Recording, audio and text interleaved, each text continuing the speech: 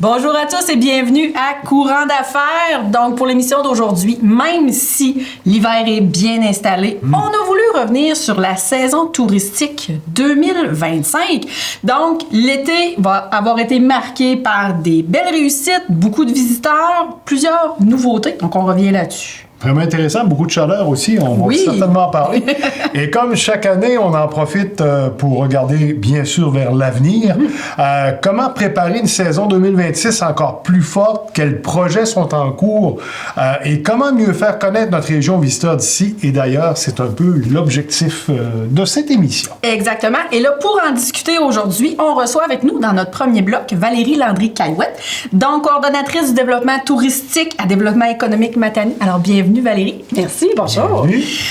Dis-moi donc, j'aimerais savoir si tu avais à décrire la saison touristique 2025. Donc, l'été 2025, avant qu'on touche à l'hiver 2025 qui est en cours. Donc, la saison touristique estivale 2025. Donc, si tu avais à le décrire en un mot ou quelques, je te donne quelques mots. Marge, ou en image, ça serait quoi? Ben, j'entendais chaleur, évidemment. J'aurais le goût de dire performance aussi. On a vraiment... Pourquoi chaleur? Ben, on a senti vraiment l'intérêt des plans d'eau, de la baignade, des activités autant bord de lac, rivière, mer. Performance, mais on voit vraiment la performance économique, là aussi, qu'il y a des établissements d'hébergement, des ports de marché qu'on est allé chercher encore cet été. Donc, c'est des mots qui me viennent rapidement comme ça à l'esprit en termes de saison touristique estivale 2025. Ben oui, puis là, c'est fait déjà quelques années, Dame Nature est vraiment de notre côté. Oui. On est très chanceux, soleil, chaleur, comme on disait tout à l'heure, donc c'est sûr que ça aide à attirer les touristes et à faire rouler notre économie là, pendant la saison. Donc, selon toi, les faits saillants de la dernière saison touristique en Matanie, c'est quoi? Je dirais qu'on a eu quand même beaucoup de belles surprises avec des allongements de saison. Tu sais, les mois de mai-juin, puis les mois de septembre, on fait vraiment des gains là, d'année en année dans ces mois-là. On le sent que, on veut se positionner 4 saisons, mais on veut surtout prolonger aussi les saisons. Le mois d'août devient toujours de plus en plus fréquenté. Tu sais, on aime ça mesurer toujours le pouls après les semaines de la construction. Ben oui. Puis finalement, tu sais, le gros pic de la saison arrive toujours après. Puis ça, c'est vraiment clair. On voit vraiment qu'il y a eu une effervescence, un dynamisme là, dans la région de Matane cet été encore, notamment par tout ce que la ville a aménagé. On en parlait un peu précédemment. Oui. On a vu aussi toutes les sorties en mer, les observations de baleines, de mammifères marins tout l'été avec les gens de Destination de mer qui ont sorti pratiquement tous les jours avec tous les bateaux. On a vu aussi toute l'animation, la programmation d'activités un peu partout en ville, que ce soit l'Agora, que ce soit les talents chauds, centre-ville.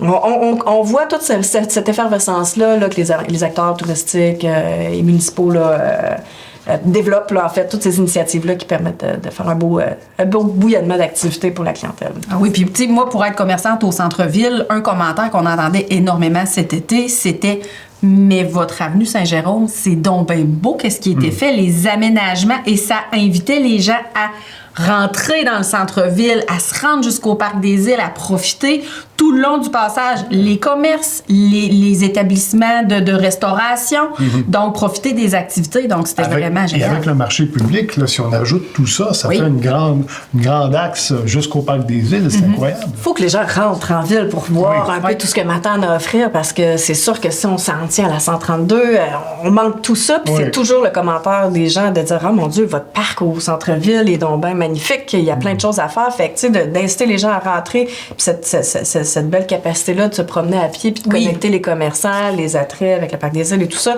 vient vraiment donner un positionnement pour Matane d'un petit pôle touristique urbain fort. Ça a un cachet. Quelque chose on vient avec la promenade des capitaines qui, d'année en année, avec Histoire de promenade. Qui est incroyable pour nous, les Matanais, mais de plus en plus pour les gens de l'extérieur qui viennent aussi expressément pour aussi prendre le temps d'aller marcher puis de faire ce lien-là. Exactement. Justement. C'est intéressant. Oui. Donc, au niveau des tendances particulières de la clientèle cet été, Oui, on voit un peu de tout. Hein. On a des clients majoritairement québécois, évidemment, qui nous visitent. On a quand même beaucoup de clientèle hors Québec qui viennent de la France. Ce qu'on voit comme tendance, c'est sûr que la mer, les paysages, la mer, c'est toujours les principales motivations de venir visiter la Gaspésie. Matane, évidemment, est comme une étape incontournable. On se positionne toujours à ce niveau-là. C'est sûr, nos défis, c'est de prolonger les séjours et de se positionner comme destination. On voit des améliorations, mais il y a clairement des tendances qui se dessinent sur des comportements au niveau de la planification de voyage. Ça, c'est sûr, au niveau de l'hébergement, dernière minute un petit peu, on se planifie avec la météo, on essaie de voir. Comparativement aux dernières années. Ouais, tu sais, on dirait qu'on est revenu un petit peu plus à pas trop anticiper d'avance parce qu'on veut regarder ce qui se passe au niveau météo pour choisir notre destination. On voit aussi des clientèles de l'Ontario puis des provinces maritimes un peu plus en augmentation. Ça, c'est intéressant. Puis dans des périodes comme mai-juin aussi, fait que ça, c'est des tendances qu'on a observées. On voit aussi avec le phare de Matane qu'on a parlé et qu'on gère quand même une augmentation aussi des visites du phare. Donc, il y a un intérêt quand même pour les attraits culturels, même en journée chaude et ensoleillée. Oui. C'est des expériences qu'on voit.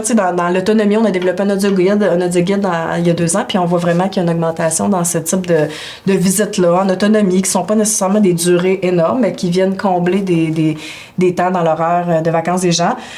Comme tendance aussi, peut-être qu'on a pu remarquer un petit peu plus, il y a assurément la nature, les sorties en mer, les activités extérieures organisées comme ça, où on profite pleinement de la nature, c'est toujours en augmentation. Et là, tu disais, Valérie, si on pense à destination haute mer, on pensait souvent vraiment à la pêche avant. Maintenant, c'est de l'observation. Il y a beaucoup de choses qu'on peut faire à bord du bateau sans obligatoirement pêcher.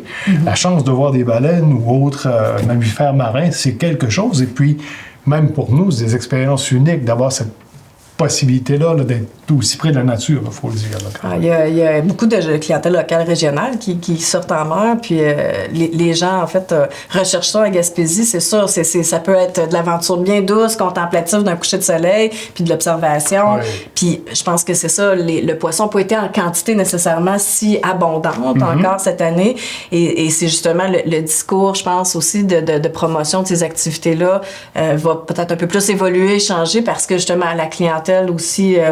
il y en a qui viennent pêcher spécifiquement pour attraper du poisson, mais les gens veulent d'abord et avant tout avoir une proximité avec les gens. Je pense que cette authenticité-là, puis ce tourisme-là qu'on entend parler comme tendance aussi dans l'industrie touristique se manifeste encore toujours de plus en plus. Là. Je dirais que les gens...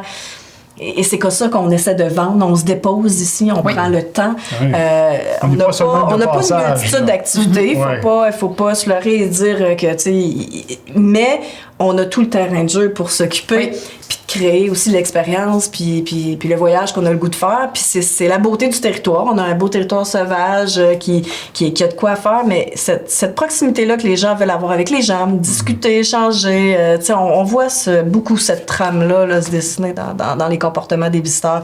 L'accueil touristique est une façon aussi un peu de créer cette proximité-là avec les gens. Ils viennent pas nécessairement chercher une information comme avant, ça, ils peuvent la trouver autrement. Fait qu'ils viennent chercher ce petit contact-là avec les gens d'ici, puis qu'est-ce qu'il faut pas que je manque. Puis, c'est beau de voir quand même l'évolution à travers tout ça. Ben oui. Vous allez me dire, il faut absolument évoluer si on veut justement attirer plus de monde, mais c'est quand même très compétitif, on le sait, avec les autres régions aussi. Oui. La Gaspésie a toujours une belle petite un beau privilège d'être dans le coup de cœur des Québécois. Je dirais top 3, top 5, toujours des régions prisées pour les vacances. Puis effectivement, je pense que on veut rajeunir la clientèle, on veut la diversifier, mais on en a beaucoup qui reviennent nous voir. Puis ça, c'est important. C'est des clients qui sont fidèles chez nous. Puis la Gaspésie peut se renouveler au niveau de l'offre, toujours quelque chose de nouveau à proposer. On a vraiment des belles initiatives un peu partout sur le territoire, en Matanie évidemment. Puis partout en Gaspésie. C'est vraiment intéressant. As-tu remarqué justement des tendances particulières dans la clientèle cet été? Chaque saison, on le sait, amène son lot de défis. Quels ont été pour toi les principaux enjeux en 2025 et comment le milieu s'est-il justement adapté à tout ça? Ben, on peut pas nier le fait qu'on a eu une grève du traversier, quand même. Ce serait curieux de pas en parler. Semaine de la construction. C'est sûr que, tu sais, ça a bouleversé certains plans des gens. Je pense que les établissements d'hébergement ont su quand même trouver des alternatives, puis, tu sais, se positionner quand même pour combler certaines annulations parce qu'on était quand même dans une période quand même fréquentée. Mais c'est quand même des défis où on contrôle pas, en fait, ce type d'enjeu-là, de réalité-là. Donc, on s'adapte, on communique, on essaie de aussi défaire certains tabous. Des fois, on entendait, là, on se disait la Gaspésie est pleine, c'est réservé. Fait que là, à Montréal, c'était un peu des discours qu'on entendait. Évidemment, la grande région de Montréal, Montérégie, Québec, c'est nos gros bassins de touristes québécois. Puis, faut défaire un peu ces perceptions-là qu'on a, qui sont fausses. Tu sais, on regarde les états de réservation, puis il y avait de la place en Gaspésie. Fait qu'il faut s'adapter à ce type de... La météo aussi, des fois, les gens... on y accorde beaucoup d'importance au Québec à la météo.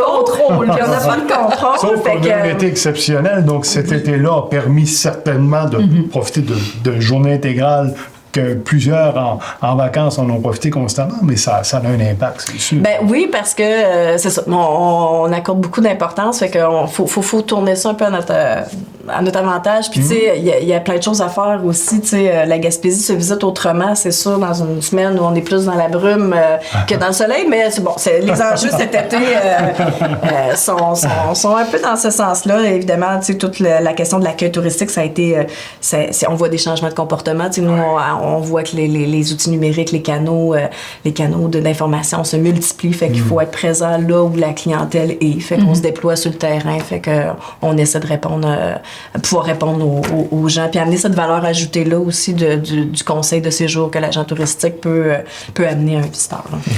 Tu le disais au niveau de la diversité, c'est quand même incroyable de penser qu'on a quelque chose comme le vignoble Carpinterie, on a Destination Haute-Mer, on a Mythique Chac Sucré à Saint-René. On a vraiment...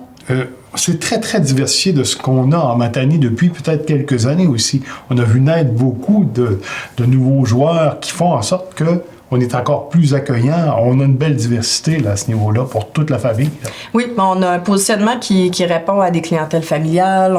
Avec certaines offres touristiques, les jardins de Doris, aussi. Le parc des îles, on a plein d'infrastructures pour les familles, les couples aussi sans enfants qui ont juste le goût de belles balades, de découvertes gourmandes. On a plein de producteurs qui sont accessibles à la ferme aussi, outre le marché public, pour aller s'approvisionner de produits. Au niveau de la clientèle aventure, nature aventure, plus aventure, le Sentier international des Appalaches connaît vraiment une excellente progression au niveau du territoire de la réserve faunique de Matane. On a vraiment des sentiers qui sont de plus en plus de qualité. On a une clientèle européenne, française aussi qui aime beaucoup la randonnée, où on voit vraiment des augmentations aussi de ces activités-là en plein air, en randonnée pédestre. C'est vrai, absolument. Fait qu'on peut répondre à... Puis on a évidemment les chasseurs et les pêcheurs qui sont des niches aussi bien spécifiques. Parler dans notre deuxième partie d'émission, assurément. Mais moi, je suis curieuse de savoir, tu sais, on parlait tout à l'heure, des défis, oui, la température et tout. On vit avec la main-d'œuvre aussi, qui est très changeante. Hein? C'est très différent de ce que ça a déjà été. Hein? Il y a certaines années où nous, on était étudiantes que ce soit les pas les food trucks, mais dans les petites casse-croûtes ou dans les restaurants et tout, il y avait de la main-d'œuvre. Et là, maintenant, c'est complètement différent. Donc, au niveau des attraits touristiques, est-ce que c'est quelque chose qui a pu causer des défis supplémentaires à certains, que ce soit entreprises touristiques, que ce soit au niveau des établissements d'hébergement et tout? Oui, c'est certain. Ça a des fois un impact sur la durée d'ouverture, les opérations, sur le nombre d'heures d'ouverture dans une journée. On compose avec plus d'employés, on innove, on partage ou on combine des temps partiels avec des temps pleins pour combler l'ensemble des opérations. Mais on est beaucoup en mode inversé, donc on essaie de répondre le plus possible à nos employés qui ont des demandes. Puis c'est nous, l'employeur, c'est les entreprises touristiques qui se doivent d'être un peu plus créatifs dans la façon de combler leurs opérations avec les contraintes et les enjeux de tous leurs employés, que ce soit le nombre d'heures qu'ils peuvent faire, les journées où ils peuvent pas travailler, parce le tourisme vit beaucoup avec des emplois étudiants l'été. Fait qu'on a ce défi-là de jeunes qui sont actifs, qui sont inscrits à toutes sortes de choses. Fait que C'est beaucoup... oui, ça a un impact quand même sur les opérations, puis on voit que, tu sais, il faut qu'on conserve cette motivation-là de nos employés, puis les entreprises donnent des journées de congé fermes spécifiquement pour s'assurer, tu sais, de maintenir quand même un taux de satisfaction, puis que les gens aient le goût de revenir. Fait que ça a quand même des impacts, là, c'est certain, au niveau des opérations là, pour les entreprises. Mais je pense que tous ceux qui ont cette agilité-là, un peu d'être un peu plus créatifs, puis de les impliquer dans aussi la façon d'opérer, tu sais, peut-être différemment, compte tenu des contraintes, c'est comme ça qu'on réussit à un peu plus attirer notre épingle. J'ai même l'impression, j'oserais dire, moi, que le touriste lui-même, c'est maintenant qu'il doit s'adapter à ces nouvelles façons de faire, que ce soit ici ou ailleurs. Ouais. Donc, je pense peut-être qu'on change un peu notre mentalité, même en vacances, de comprendre aussi, bon, ben OK, ça va fermer à telle heure, on va devoir y aller peut-être plus tôt ou s'ajuster en conséquence, mais c'est intéressant quand même, et ce sont les réalités actuelles aussi, il faut le dire. Et puis c'est partout pareil. Oui, c'est à la grandeur du Québec, tu vois, il va y avoir, tu sais, moi l'été dernier, j'étais à Baie-Saint-Paul. Baie-Saint-Paul aussi, il manque de main-d'œuvre dans certains endroits, puis qui ferment à des heures différentes. C'est ça. Ce qui est important, c'est d'essayer de garder une certaine constance pour que dans la communication, qu'on sache que, ben, tu sais, les périodes de fermeture sont pas aléatoires, puis qu'on est capable un petit peu de planifier puis de prévoir, d'anticiper. Fait que, tu sais, je pense que c'est ça la clé pour pas trop perdre là, de clients, mais c'est sûr que les visiteurs sont conscients que les lundis en restauration, c'est plus difficile. Il y a des établissements. Ah, et à telle heure, c'est fermé. Normalement, ça c'est ouvert, c'est vrai. Sont plus restreintes.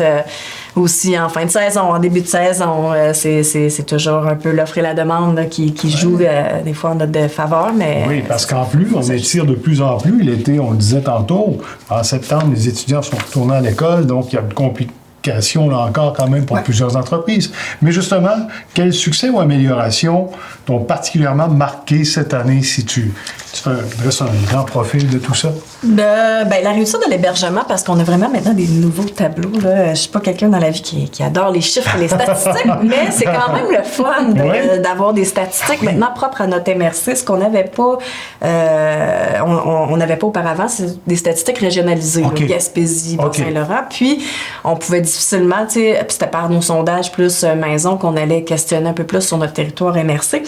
Puis pour moi, ça, c'est une... Tu sais, la part de marché qu'on a en Gaspésie, le succès, le parc d'hébergement qui a une solidité là, au niveau de sa capacité à accueillir, évidemment, mais comment je dirais, il y a une performance hôtelière je dirais c'est dans 4 unités et plus là, les tableaux qu'on a qui nous permettent de voir justement qu'est-ce qu'on récolte dans la Matanie en termes de retombées économiques puis de nombre de visiteurs, de nombre de nuitées.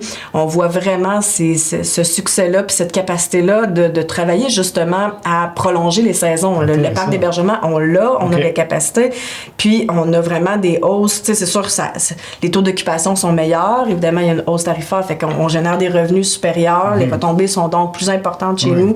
Fait que ça, c'est vraiment, je trouve, un beau succès, une belle victoire, parce que, évidemment, les retombées économiques, c'est important si on veut continuer d'investir puis de démontrer que le tourisme est un moteur économique pour une région, puis on veut attirer des investissements, puis on veut que l'offre touristique continue de se développer, de se bonifier. Nos acteurs touristiques, je pense que c'est là des beaux succès qui nous permettent de voir qu'on peut encore faire plus pour augmenter ça. Ouais. Ben oui. Et là, moi, je suis curieuse de savoir. Quand tu prépares une saison touristique, tu sais, toi qui as à avoir des yeux un petit peu partout sur ce qui se fait pour chapeauter tout ça, c'est quoi les éléments qui doivent être pris en compte pour bien planifier puis coordonner une saison touristique en amont? Tu sais, que ce soit une saison estivale ou une saison hivernale aussi, parce qu'on s'entend, on a 4 saisons, mais il faut que ça roule toute l'année.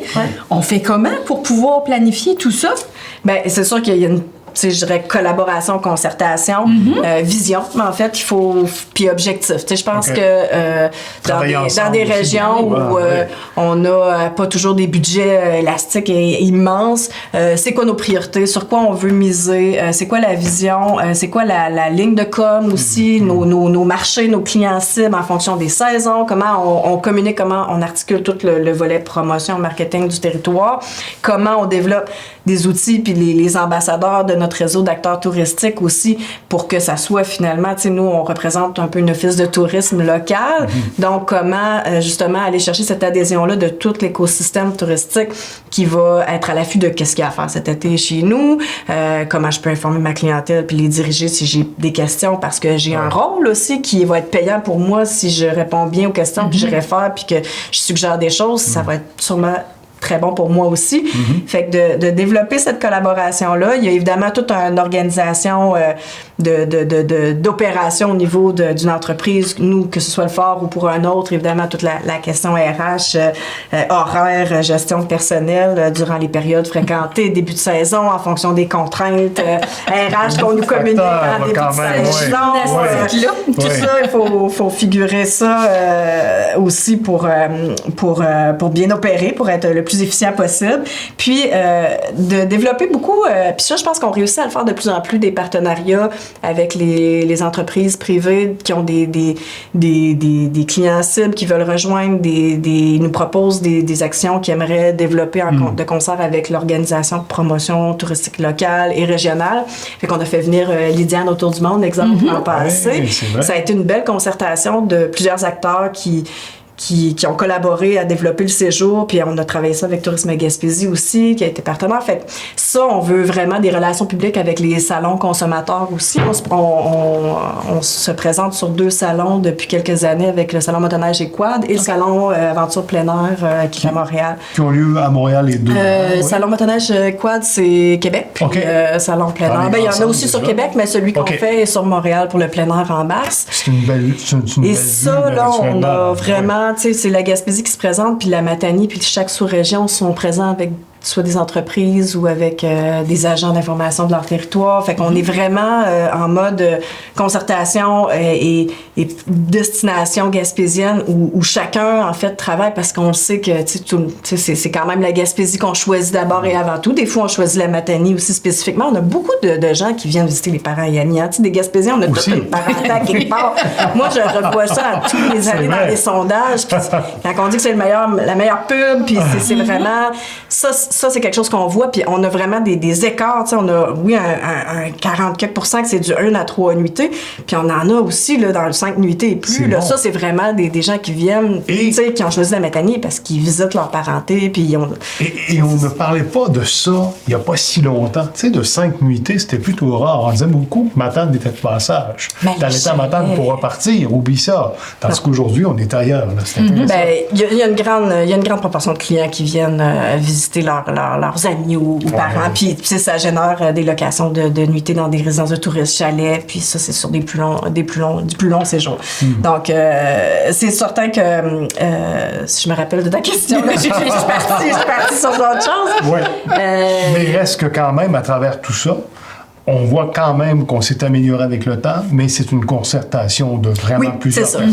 Il faut travailler ensemble, c'est ça, pour justement dans des salons comme ça, consommateurs, on a encore un travail de développer la notoriété, la visibilité de la région, quand même Matanie dans l'écosystème de la Gaspésie, mais on voit ces initiatives-là de concert avec les entreprises sont très, très, très payantes dans le sens on réussit vraiment à attirer, on a fait des concours dans le cadre de ces salons-là, on a accueilli des nouveaux visiteurs qui n'avaient jamais visité la Matanie, qui ont fait un séjour, entre autres, dans la réserve Matane, ils ont eu des activités de randonnée, tout ça, puis ils ont dit coup de cœur, on va revenir, on connaissait pas, c'était des grands fans de randonnée. Ouais. Fait que ça, c'est des beaux petits cadeaux qui nous permettent de continuer de poursuivre ces actions-là qu'il faut faire toujours pour positionner la région là, dans ces activités.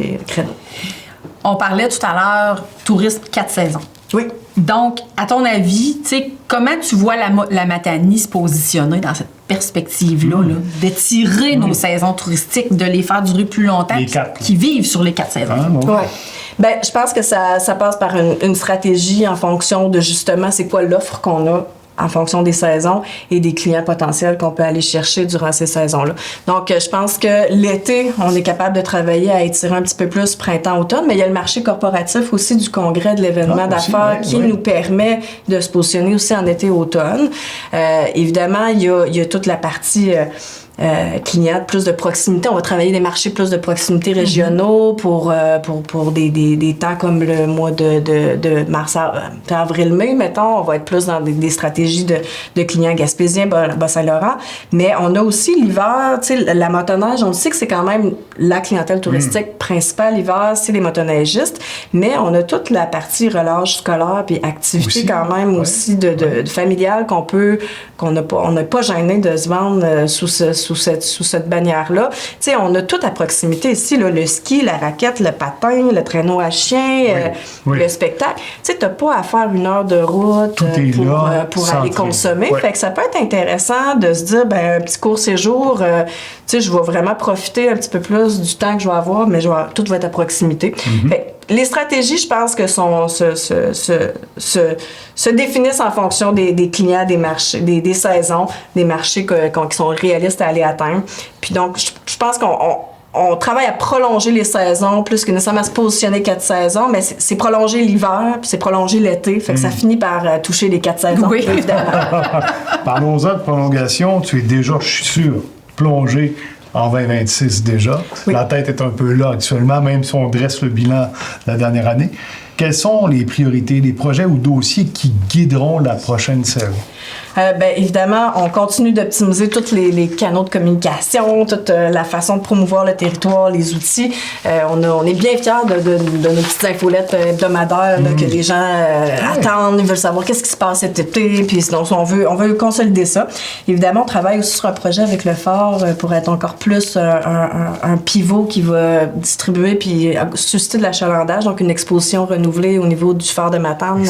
Qu'en 2026, on a quand même en priorité. Donc, on va vraiment travailler sur le contenu de la future expérience qui va être déployée pour 2027, mais ça fait partie quand même de nos priorités de 2026. Et évidemment, continuer de développer ce réseau d'ambassadeurs-là, les collaborations, les synergies entre les acteurs, ça fait partie des priorités 2026.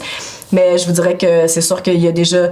La stratégie est quasiment toute ficelée à cette date-ci, là, déjà, pour ce qui est de l'été. Fait qu'on là, on va travailler plus, justement, l'organisation de l'accueil touristique en prévision de l'ouverture du phare et tout ça. Donc, les priorités sont pas mal à ce niveau. Valérie Landry-Caillouette, merci beaucoup pour toutes ces précisions. On a bien hâte de voir déjà ce que l'hiver nous réserve 2026, mais l'été à venir aussi. Tout à fait. Merci beaucoup. Merci. Merci. Et puis, restez avec nous dans quelques instants. 2 nouveaux invités vont joindre à nous.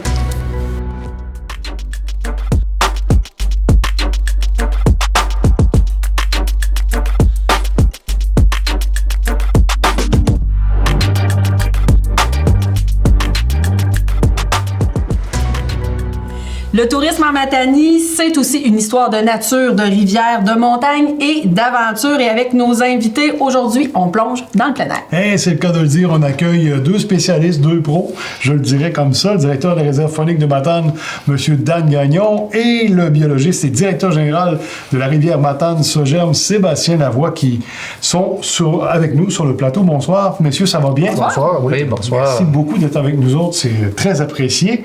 Tout d'abord, un retour sur la dernière saison dans vos secteurs respectifs. On le sait que ça a été un été spécial, on le disait tout à l'heure. Quel constat vous faites, Sébastien, entre autres, au niveau de la rivière Matane? Oui, ça va dépendre de quel angle on va regarder. Si on regarde au niveau des montaisons du saumon, au niveau des grands saumons, encore une fois, très difficile cette année. On s'en attendait, considérant les statistiques qu'on avait eues en 2024. Donc, on s'attendait à avoir une mauvaise saison de grands saumons pour 2025. Par contre, ce qu'on est vraiment très agréablement surpris, c'est la quantité de petits saumons qui est remontée en rivière, que c'est l'une de nos très bonnes années en termes de petits saumons.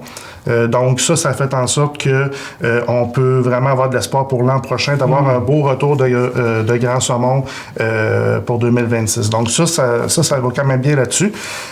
Si on regarde, mettons, si on se compare la rivière Matane avec l'ensemble du réseau des autres rivières, on s'en est quand même très bien sorti en termes de montaison. Mais encore là, il faut relativiser. C'est une mauvaise saison de façon générale à l'ensemble du réseau. D'où la raison pourquoi il y a des modalités communautés de pêche qui sont restrictives. Donc, c'était remise à l'eau intégrale de tous les saumons pour la saison 2025. Ça s'enligne pour être comme ça également en 2026. Ce qui est normal aussi, là, considérant le contexte qu'il y a présentement au niveau des retours en mer, des saumons qui sont très faibles. Protection de l'espèce, vraiment. C'est ça. Il faut vraiment être prudent pour conserver qu'est-ce qu'il y a là. Et nos générations futures. Exactement. Il faut y penser. Naturellement, en ayant des mauvaises saisons de montaison, ça se traduit aussi par des mauvaises saisons en termes de fréquentation. Donc, 2025, on s'est un peu amélioré comparativement à 2024, mais on a enregistré quand même seulement environ 3700 jours pêche, ce qui est pas énorme, considérant que d'habitude, c'est un 6500 jours pêche qu'on va faire. C'est même énorme, là, la différence, on la sent. Exactement. Et ça, dans le fond, c'est sûr que c'est un enjeu financier important pour nous. Oui. On sait que notre organisation dépend que du saumon. On a une difficulté en termes de diversification de nos sources de revenus. Donc, quand il y a une mauvaise saison en termes de saumon, naturellement, on encaisse le coup. Là, directement. Il faut le dire, Sébastien, on l'a toujours dit aussi, la rivière Matane est une rivière école. Donc, on le sait que c'est une rivière qui est appréciée. C'est une des plus belles au Québec. On n'a pas peur de le dire. Les gens l'aiment beaucoup. Mais on comprend très bien ce défi-là.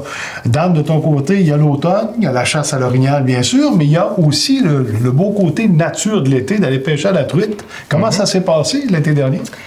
Nous, ce qui vient nous aider, c'est que les gens réservent d'avance. Oui. On ouvre les disponibilités généralement au mois d'avril pour l'année suivante. Donc, ça aide pour les réservations. Quand on a réservé un séjour de pêche en chalet, beau temps, mauvais temps, on va venir. Oui. Pour ce qui est de la qualité de la pêche, on vit certaines choses aussi que le saumon, que les rivières à saumon vont vivre. C'est que l'ombre de fontaine, un petit peu partout au Québec, n'est pas dans ses plus beaux états. OK. Puis de plus en plus, on doit faire attention à nos plans d'eau. On se rend compte que nos plans d'eau, c'est souvent la tête de la rivière Matane. Oui, c'est interconnecté. On est sur le même territoire. On est sur le même bassin versant. Vraiment ensemble. Donc, ce qu'il faut s'assurer, c'est que nos plans d'eau soient en santé. Il faut être attentif à différentes choses. Des fois, on se rend compte les niveaux, les taux de phosphore.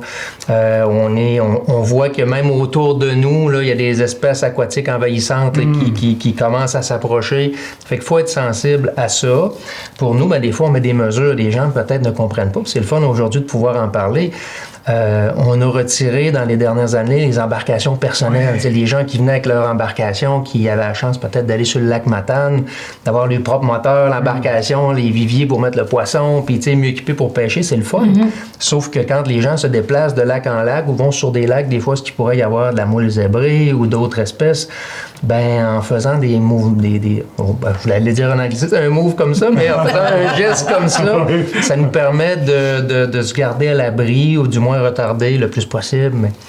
Mais de notre côté, par exemple, la pêche, c'est quand même bien déroulé. On fait attention quand même à la ressource. On sait que c'était un été qui était quand même très chaud. Oui, plus la baignade que la pêche. Autant la rivière, elle était basse une partie de l'été. Puis quand il n'y a pas beaucoup d'eau, même dans nos lacs, quand l'eau est chaude, le poisson, il cherche le fond. Exact. Ça bouge. Parce que ça, c'est un enjeu qu'on a de commun dans nos deux territoires, c'est au niveau des périodes d'eau chaude. Oui. Ça, c'est majeur autant pour la qualité de la pêche pour l'ombre de fontaine que pour le saumon atlantique.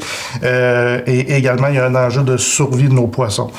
On a des poissons qui sont des poissons qui aiment l'eau froide. Donc, on a besoin de protéger les refuges thermiques. Les refuges thermiques, dans le fond, c'est les endroits où l'eau est plus fraîche qui va permettre aux salmonidés d'aller se réfugier, d'aller se cacher, puis de survivre ces périodes de canicule-là. Et dans un contexte de changement climatique également, les périodes de canicule vont être de plus en plus fréquentes et probablement aussi de plus en plus intenses. Donc, pour le futur, dans les prochaines années, ça va être un enjeu majeur qui va nous affecter. Là. Et dans les deux cas, si on parle d'un niveau plus bas de rivière ou un niveau plus bas au niveau des lacs, on sait que les poissons veulent se cacher le plus profond possible. Là encore, ça a un impact avec les rayons du soleil et tout ce qu'il y a autour aussi, on le comprend. Là. C'est vraiment incroyable quand même. C'est intéressant. Mais on prend des mesures. L'idée, c'est vraiment de s'assurer qu'on ait une ressource à long terme.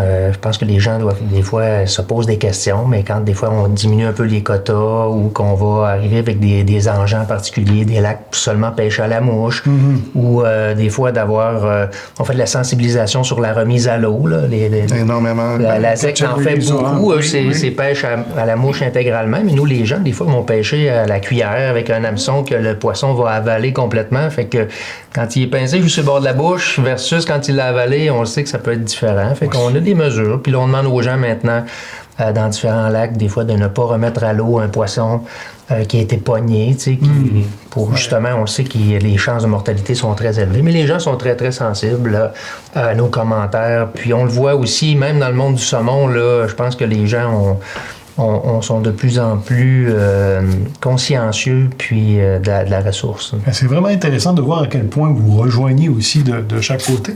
Avez-vous remarqué des changements dans la clientèle, plus de familles, de touristes d'ailleurs, au Québec ou même à l'international, Sébastien, de ton côté? Ben, moi, c'est plus moins. Je vois de façon générale. Oui, c'est vrai. C'est vraiment, oui. Mais je dirais qu'au niveau de la clientèle, c'est pas nécessairement plus au niveau de la provenance, mais c'est plus au niveau du style de pêcheur qui va venir. Dans le fond, on a parlé des pêcheurs beaucoup consciencieux de la ressource. C'est des pêcheurs que la remise à l'eau intégrale de tous les saumons, il ne faut pas que ça les dérange naturellement. Donc, c'est vraiment une clientèle plus sportive qui va être là. Donc, c'est ça. Mais à l'inverse aussi, il y a d'autres pêcheurs qui ne sont pas venus parce que en ayant de la difficulté au niveau d'avoir une ressource qui est abondante, j'ai certains pêcheurs qui me disent j'irai pas mettre une pression supplémentaire qui pourrait venir affecter la ressource. Donc, pour cette raison-là, je vais m'abstenir d'aller pêcher. Donc, c'est bien de voir quand même qu'il y a une conscientisation. Oui, totalement. On comprend en même temps que malheureusement, ça a des impacts, je dirais, financiers à travers tout ça, mais reste qu'au moins, on a la ressource qu'on veut protéger au départ. Dan, toi, de ton côté?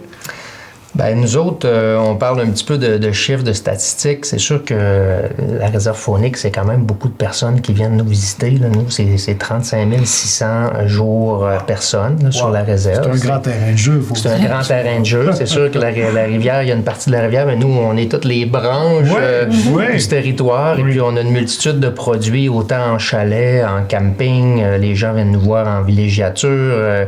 Ils viennent faire de la randonnée, ils viennent faire de la pêche et de la chasse. Là. C'est environ 6500 personnes qui viennent fréquenter le territoire. Très bien. Puis ce qu'il faut dire, c'est que nous, le 3/4 de notre clientèle, c'est 76% de nos clients proviennent de l'extérieur du Bas-Saint-Laurent et de la Gaspésie. Donc, c'est vraiment des gens de l'extérieur qui viennent en Matanie pour faire des activités. Puis, en termes de retombées locales, on sait que chaque jour visite, là, j'allais dire chaque jour pêche, mais je n'ai pas juste chaque jour visite, là, c'est 62 $ qui est mis dans la région là, par les gens, dans les commerces, dans l'économie. Les gens arrêtent à station-service, faire de l'épicerie, et ainsi de suite. Restaurant, exact. Ouais.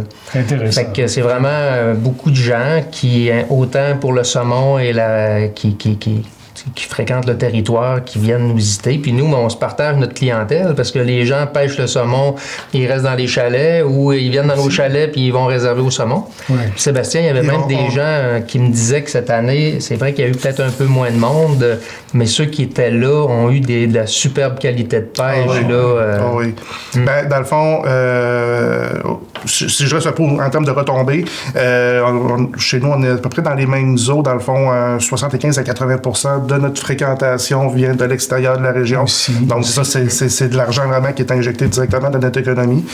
Au niveau de la pêche au saumon, les études des retombées économiques ont montré que une journée de pêche au saumon pouvait générer 800 $ par jour de pratique d'activité. Là. C'est normal. C'est sûr que la pêche au saumon coûte plus cher en termes d'équipement que les gens qui vont prendre des guides de pêche avec eux, bon, et ainsi de suite. Donc, une saison normale, mettons 6 000 jours de pêche, ben ça, c'est des retombées économiques de 4 à 5 millions qu'on va générer. Là. C'est fou.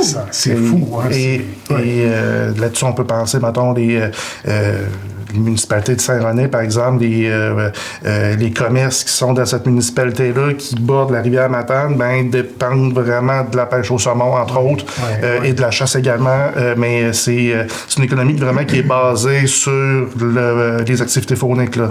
Absolument. Puis là encore, ça nous montre à quel point, oui, il y a l'impact ville-centre, mais aussi les autres municipalités, dont celle de Saint-René. Quel type d'activités ont été les plus populaires cet été de votre côté? Pêche, randonnée, observation, hébergement nature? Bien, du côté de la réserve, c'est sûr que nos gros produits l'été, c'est la pêche en hébergement et la villégiature. Donc, les gens qui viennent profiter du territoire, contempler le territoire. On a des magnifiques paysages. C'est le début de la chaîne de montagne des Chic-Chocs, le lac Matane avec sa renommée. Donc, pour ce qui est des paysages, les gens, c'est le territoire là, parfait. Et puis, par la suite, on sait que notre gros produit vedette, c'est la chasse à l'orignal.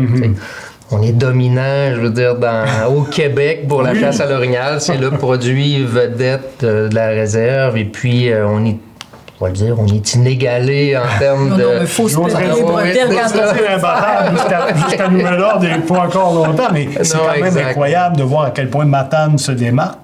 À ce point-là. Beaucoup. Depuis des années, on est chanceux, on est choyé d'avoir la capitale de l'orignal en Matanie.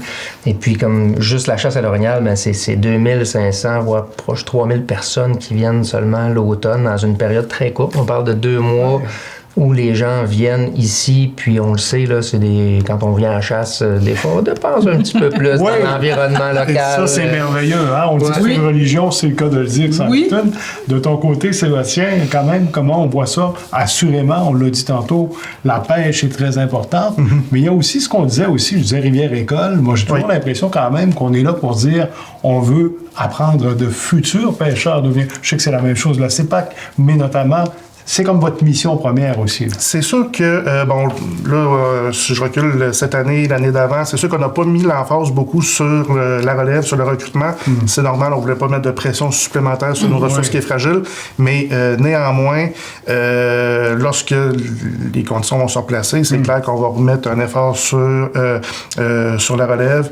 Un des beaux produits qu'on avait dans les dernières années, c'était nos cours d'initiation à la pêche au saumon, qui attiraient vraiment des nouveaux pêcheurs. Donc, c'est un produit qui était, dans le fond, un clé en main. On prenait la nouvelle personne à s'initier, on lui mettait tout l'équipement, il partait avec un moniteur de pêche, apprenait les rudiments de la pêche au saumon pour, par la suite, être autonome pour retourner pêcher.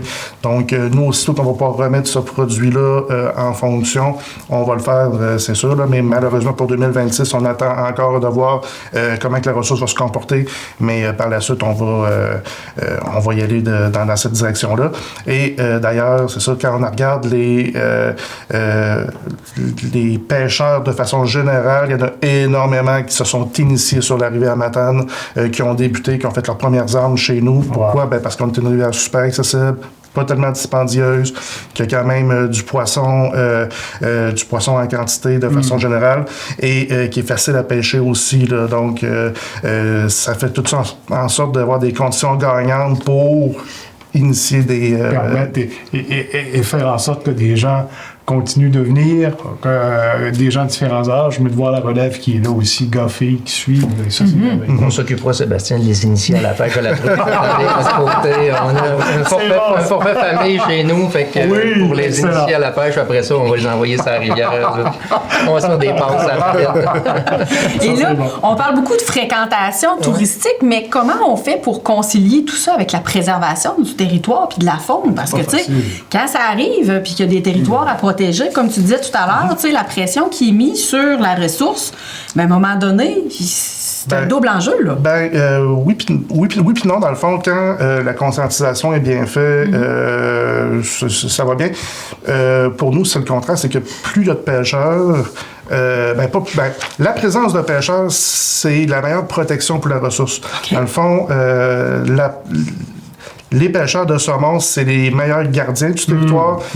C'est sûr que ça fait une présence dissuasive contre le braconnage, mais également, quand il y a des problématiques au niveau soit du territoire, au niveau de l'espèce, les premiers à nous le rapporter, ce sont les pêcheurs. Donc, c'est des vigiles qui sont sur la totalement. Oui, ça ne prend pas de temps. Quand il y a une problématique qui arrive, très rapidement, on reçoit les commentaires des pêcheurs et on peut réagir rapidement. Donc, c'est vraiment important d'avoir cette présence-là sur notre territoire. Là. Très important. Puis du côté de la réserve? Nous, on se gouverne aussi de la même façon. Ce qu'on cherche, c'est de gérer la ressource en fonction de la capacité de support de l'habitat qu'on a.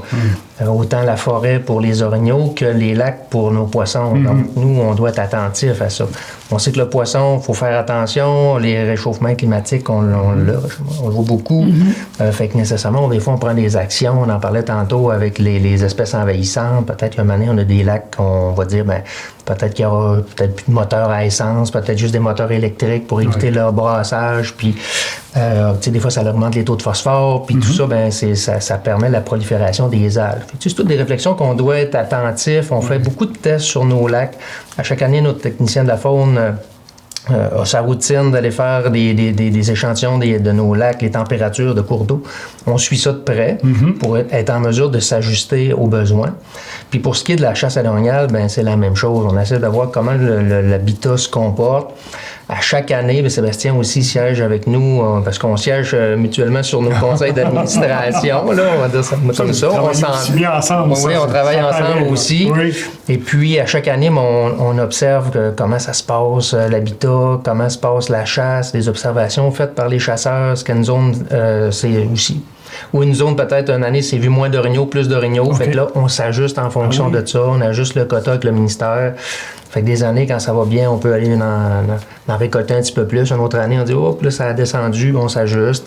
Parce qu'il y a la rigueur de l'hiver, il y a la tique chez l'orignal, il y a toutes sortes d'autres facteurs qui viennent influencer nos espèces synégétiques et halieutiques. Ça, dans le fond, c'est une des forces qu'on a avec les territoires fauniques structurés versus les territoires libres, dans le fond, forêt publique ou rivière publique. C'est que dans les territoires fauniques structurés, on vient chercher de la donnée au niveau de nos efforts de chasse, pêche, prélèvement, et ainsi de suite. Donc, on est capable d'avoir une gestion très, très fine de nos populations animales et d'être capable aussi d'avoir une certaine flexibilité pour réagir rapidement de façon efficiente lorsque des enjeux qui apparaissent. Donc, vraiment une gestion soit rivière par rivière ou forêt par rivière, forêt par forêt, je peux dire ça comme ça. Ça nous permet vraiment d'avoir une gestion très rigoureuse qui fait en sorte d'avoir une réserve faunique qui a parmi les meilleurs succès, qui a le meilleur succès de chasse au Québec et une rivière à saumon aussi qui est quand même peut bien se comporter bien avec des montaisons normales. Sites, là, on voit quand même, et il y a une protection, vous le dites, là, il y a un travail énorme de fait, j'oserais dire annuellement, pour s'assurer de protéger ces secteurs-là, bien sûr. Et là, par curiosité, il y a eu dans les dernières années très forte augmentation au niveau du camping. Et là, le retour à la terre d'une certaine façon. Est-ce que vous sentez un engouement croissant, peut-être du côté de la réserve faunique, là, Dan, tu pourrais me dire, le tourisme responsable ou l'éco-aventure, est-ce qu'il y a un engouement de ce côté-là au niveau de la réserve? Puis comment, de votre côté, vous répondez à tout ça? C'est une bonne question. Il y a eu un fort engouement là, directement après la pandémie. Oui, tout le monde a pris la direction de la nature, là, on va dire comme ça.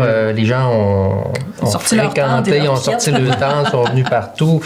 De manière, il y a eu un certain ralentissement. Puis là, je pense que les gens sont venus nous voir, sont venus nous visiter un petit peu plus en grand nombre. Un petit peu plus de personnes du côté des campings qui sont plus consciencieux de la nature.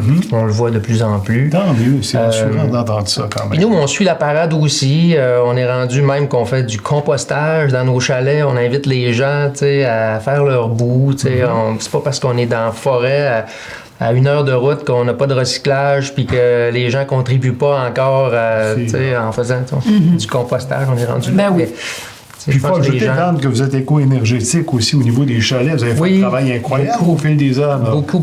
À peu près tous nos chalets sont sur des systèmes solaires maintenant. Puis même l'année prochaine, on a des projets de convertir même des secteurs où on a des grosses génératrices qui virent, avoir peut-être des champs solaires avec des accumulateurs, des batteries qui accumuleraient pour justement éliminer... si on est capable, là, l'utilisation de la génératrice, là, fait qu'on a des projets qui s'en viennent là-dessus. Là. On prend le virage vers...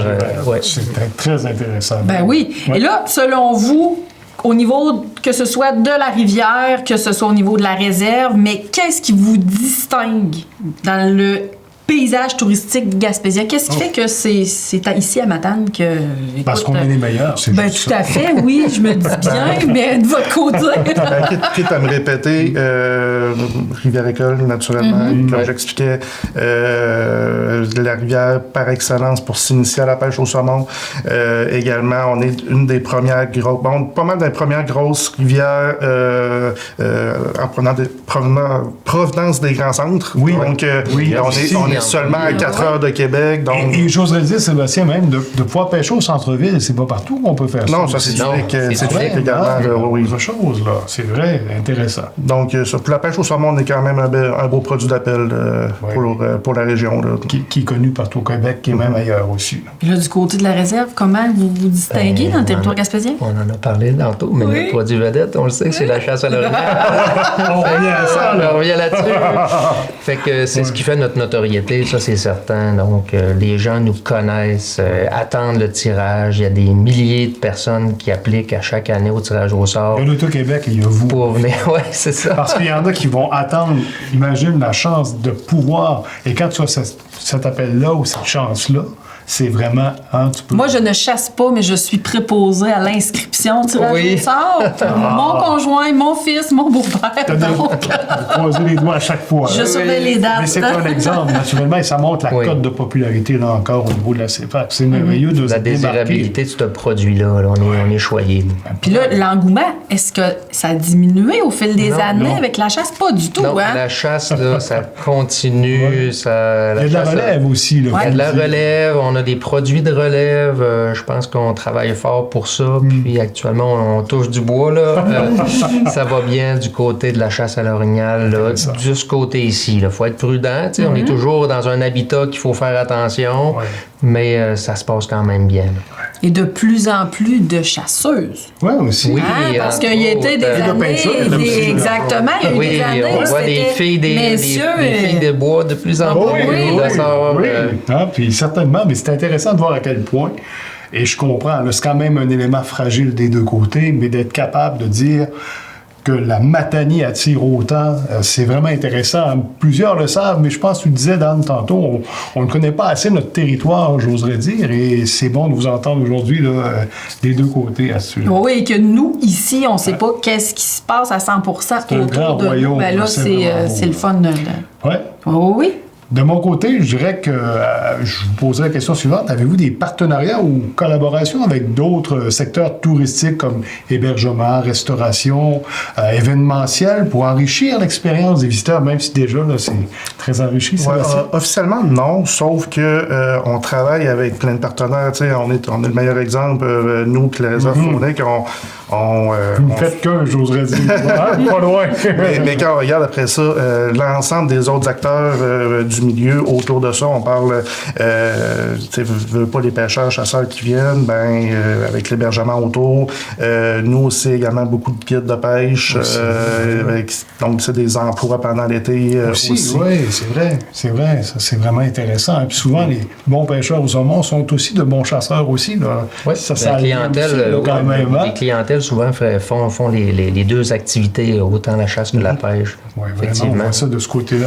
En conclusion, si vous pouviez rêver d'une amélioration ou projet pour la prochaine saison, quel serait votre souhait pour la Matanie? J'imagine, Sébastien, c'est juste de voir augmenter le nombre de grands saumons et de petits saumons déjà. Oui, mais il y a une autre réflexion plus profonde qu'il faut qu'on fasse au niveau de notre organisation. Ça va être de diversifier nos sources de revenus pour ne pas dépendre seulement que de la pêche au saumon. Et qu'est-ce qu'on pourrait faire Faut se réinventer. Faut se réinventer, Okay. là, parce que quand je regarde d'autres confrères dans d'autres rivières ailleurs qui sont capables de gérer d'autres types de produits touristiques, ben ça va être des organisations qui vont s'en sortir un peu mieux pour pas miser sur seulement un seul produit, que quand ce produit-là ne fonctionne pas, ben là on se retrouve... Le bec à l'eau, il faut être capable d'essayer de... Mais c'est bien, mais ce sont quand même de grands défis. Là. C'est des très gros défis parce que contrairement à la réserve faunique, eux, ils ont un territoire terrestre délimité, que à l'intérieur de ça, il y a une possibilité d'aller... Des développements accessibles. Nous, on a seulement la rivière. Donc, il faut être capable de voir, de sortir de ce cadre-là, d'avoir seulement de la pêche au saumon. Donc, c'est... Il y a une grosse réflexion qu'on va avoir. C'est intéressant. Dan, de ton côté, justement, le terrain est grand. Là, tu l'as dit. Projet déjà au niveau de ces panneaux solaires, c'est déjà quand même quelque chose de merveilleux. Il y a autre chose à venir? On travaille là-dessus. Avant, je vais te parler de nos partenaires tantôt. Oui, allons-y, oui. De notre côté, on travaille avec différents partenaires. On le dit, on en fait ensemble. On a des concessionnaires aussi sur la réserve. On offre d'autres activités, pas juste de la chasse et de la pêche. On a le Sentier international qui passe, qui traverse la réserve, qui sont là. Les bénévoles font un travail remarquable pour garder le sentier en bon état. Donc, qui bénéficie à l'ensemble de la population, des gens qui viennent nous visiter, c'est en Matanie. Fait que ça, c'est super important.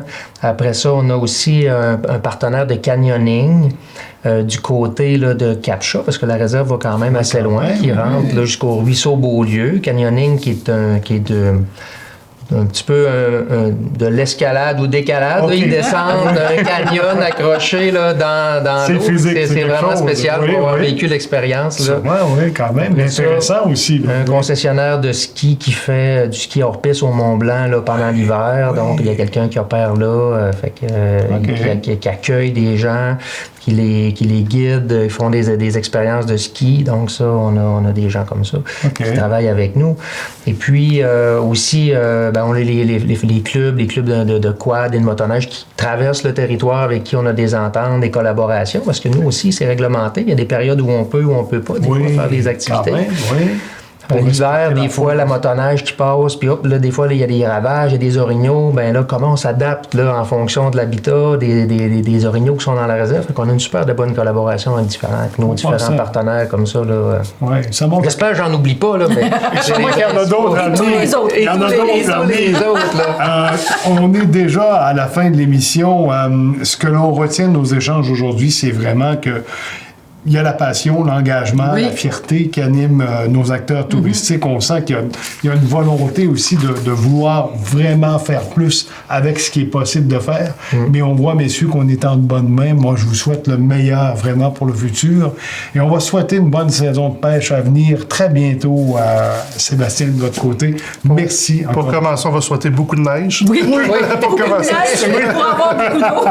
Je ne sais pas si les téléspectateurs vont nous suivre là-dedans, mais il reste qu'il y a une importance capitale pour nos ressources, ça c'est sûr. Merci Sébastien Lavoie, merci Dan Gagnon, c'est un plaisir de vous accueillir. Merci beaucoup. Merci à nos invités d'avoir partagé vos perspectives, c'est super apprécié. Merci à vous à la maison d'avoir été à l'écoute. Donc on se retrouve dans un prochain épisode de Courant d'affaires présenté par la Chambre de commerce et d'industrie de la Matanie en collaboration avec Nous TV. À la prochaine.